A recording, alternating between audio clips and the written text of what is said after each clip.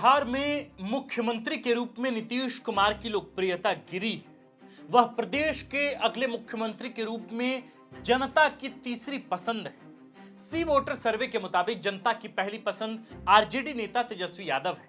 हैरत अंगेज ढंग से जन सुराज के सूत्रधार प्रशांत किशोर जनता की दूसरी पसंद है। इस लिस्ट में बीजेपी के सम्राट चौधरी और लोजपा के चिराग पासवान भी हैं, लेकिन काफी पीछे।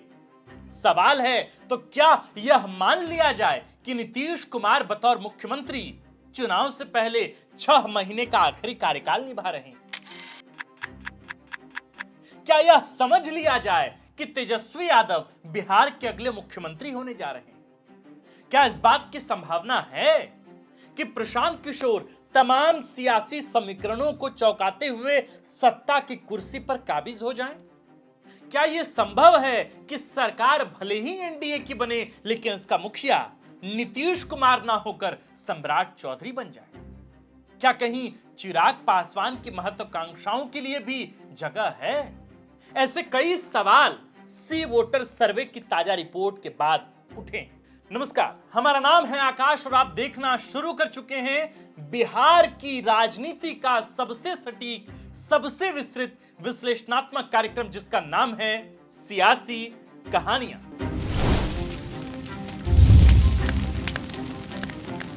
सी वोटर सर्वे ने फरवरी में भी सीएम पद के लिए पसंद के रूप में नेताओं की स्थिति बताई थी। तब भी तेजस्वी यादव मुख्यमंत्री के रूप में पहली पसंद थे, तब नीतीश कुमार दूसरे नंबर पर थे। यह रिपोर्ट फरवरी की थी।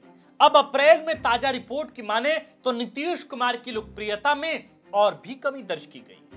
अब प्रशांत किशोर दूसरी सबसे बड़ी पसंद बनकर उभरे हैं मुख्यमंत्री पद के लिए। तो क्या नीतीश कुमार की कुर्सी जाने वाली है? क्या इस बार किसी भी कीमत पर तेजस्वी यादव ही बिहार के मुख्यमंत्री होंगे? यह क्या तय है? इनका जवाब तलाशे उससे पहले थोड़ा अतीत में चलते हैं। बिहार विधानसभा चुनाव 2020 की बात करते हैं। 243 सीटों वाली बिहार विधानसभा में सरकार बनाने लायक बहुमत का आंकड़ा है 122। एनडीए को मिली थी 125 सीटें, भाजपा को 74 सीटों पर जीत मिली और जेडीयू 43 सीटें निकाल लाई। कुछ अन्य सहयोगियों को मिलाकर सीटों की संख्या 125 तक पहुंच गई। नीतीश कुमार सीएम बने। इसमें ज्यादा सीट लाकर भी भाजपा का मुख्यमंत्री क्यों नहीं था, इस पर बाद में बात करेंगे। अभी कुछ और समझते हैं। यही वह चुनाव था जिसमें सी वोटर सर्वे की रिपोर्ट दर्शा रही थी कि नीतीश कुमार की लोकप्रियता गिरी। तब भी तेजस्वी यादव मुख्यमंत्री के रूप में पहली पसंद थे। उनका तेवर और राजनीतिक समझ का ही परिणाम था कि आरजेडी 75 सीटें लाकर सबसे बड़ी पार्टी बिहार में बनी थी। बावजूद इसके न तो महागठबंधन की सरकार बनी और न ही तेजस्वी यादव सीएम बन सके। कारण था सहयोगियों का प्रदर्शन। कांग्रेस पार्टी 70 सीटों पर चुनाव लड़ी और जीत मिली केवल 19 विधानसभा सीटों पर। वहीं 29 सीटों पर लड़कर 17 सीटें लाने वाले लेफ्ट फ्रंट का स्ट्राइक रेट कांग्रेस से कहीं ज्यादा बेहतर था। तेजस्वी यादव ने तो कांग्रेस के प्रदर्शन पर नाखुशी भी जाहिर की थी। इधर पिछले 5 साल में तेजस्वी यादव के तेवर और भी तल्ख हुए। रोजगार के मसले पर वह युवाओं को यकीन दिलाने में कामयाब भी रहे हैं कि उनके उप मुख्यमंत्री रहते सरकारी नौकरी पर गंभीर कदम उठाए गए। बावजूद इसके क्या यह पक्का कह पाना मुमकिन है कि तेजस्वी यादव ही बिहार के अगले मुख्यमंत्री बनेंगे? क्योंकि वे जनता की पहली पसंद तो रिपोर्ट के थ्रू आ ही रहे हैं। देखिए, अगर इसका हम जवाब दें तो जवाब होगा नहीं। कारण वही सहयोगी उनके सबसे बड़ी कारण है। कांग्रेस पार्टी इस बार भी बिहार में आरजेडी के सहयोगी है। तेजस्वी की तरह कांग्रेस के नेताओं के तेवर भी तीखे हैं, लेकिन विपरीत दिशा। कांग्रेस पार्टी का पिछला 6 महीने का कैंपेन दर्शाता है कि उसकी प्राथमिकता बिहार में महागठबंधन की अगली सरकार बनाने से ज्यादा खुद को बिहार में स्थापित करना या जनाधार बढ़ाना है। कांग्रेस की कोशिश महागठबंधन के लिए जनादेश हासिल करने से ज्यादा अपना जनाधार तलाशने की। खुद राहुल गांधी ने ही इस विपरीत ध्रुव वाले राजनीति की शुरुआत की थी, जब उन्होंने उस जातीय सर्वेक्षण को फर्जी करार दे दिया था जिसकी पिपहरी बजाते हुए तेजस्वी यादव पूरा बिहार घूम रहे थे।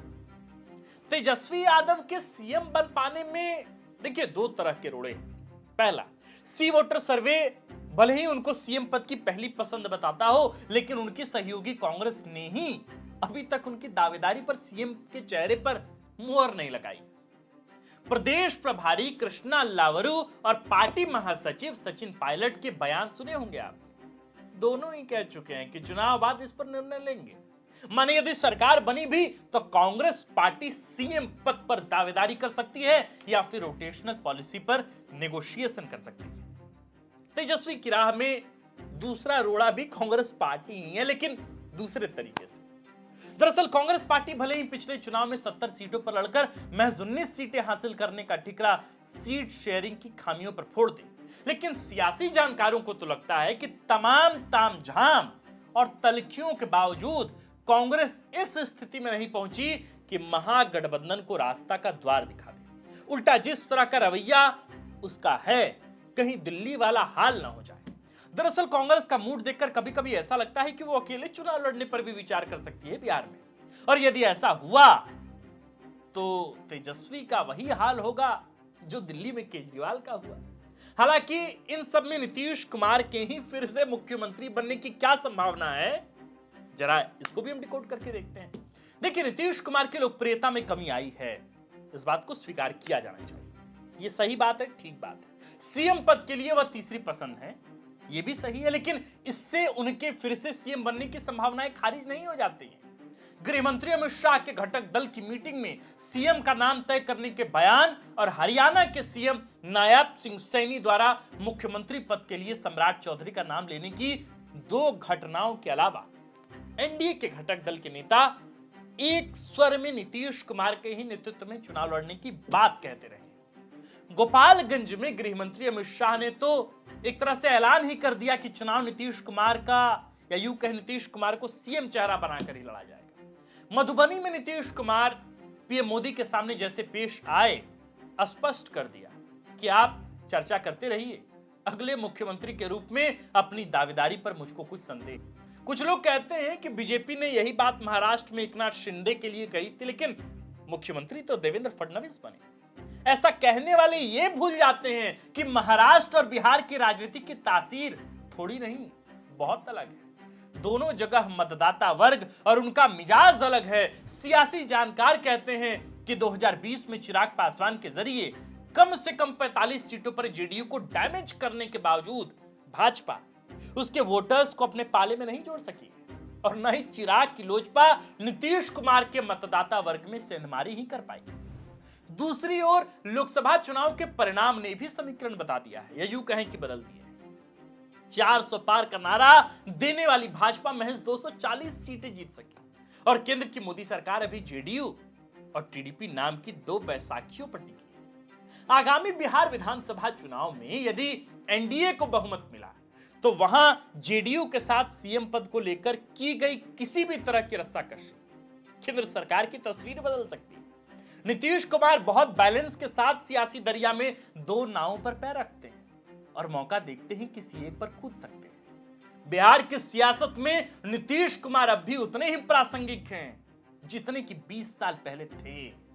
यदि चुनाव परिणाम में जेडीयू के लिए कोई बहुत बड़ा झटका नहीं हुआ तो वह एनडीए हो या महागठबंधन, कोई भी खेमा सत्ता के लिए नीतीश कुमार को मुख्यमंत्री बनाने से नहीं हिचकेगा।